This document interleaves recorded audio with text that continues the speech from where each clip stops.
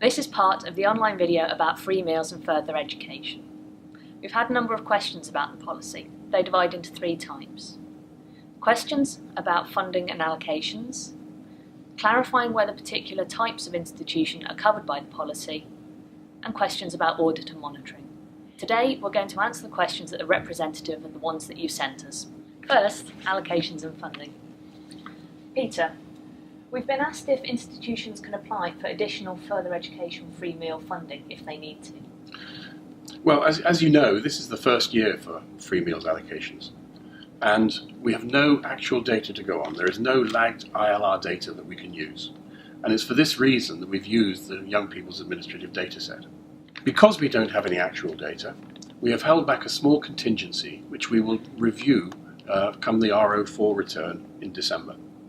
Should we find in that return that there is a major discrepancy with individual institutions as to the number of students who are eligible and are taking up free meals, then we will adjust allocations subject to affordability. How many meals a week do institutions have to provide for eligible students? Depends. In the allocation, we have made two assumptions.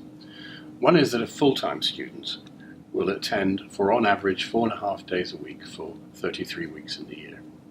And the other is that a part-time student will attend on average 3 days a week for 24.5 weeks in the year. Now, it doesn't follow necessarily that they have to provide meals exactly on that basis. It could vary.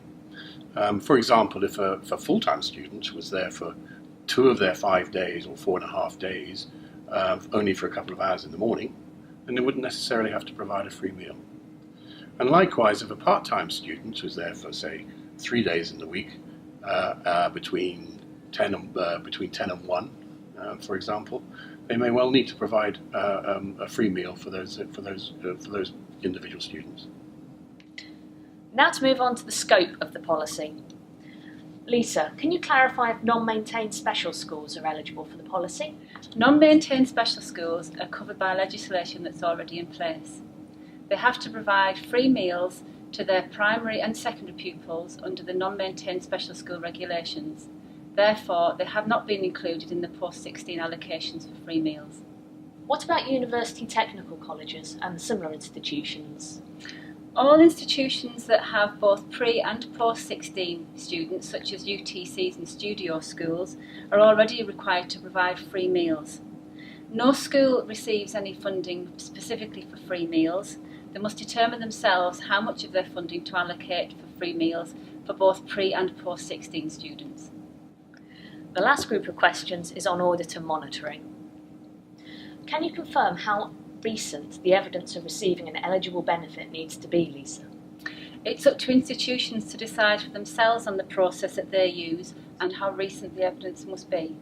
They have to bear in mind, though, that they must satisfy their auditors and make sure that free meals funding is spent appropriately. If they've got any doubts, they must seek their own legal advice. Last question. Does a student have to apply for a free meal every year?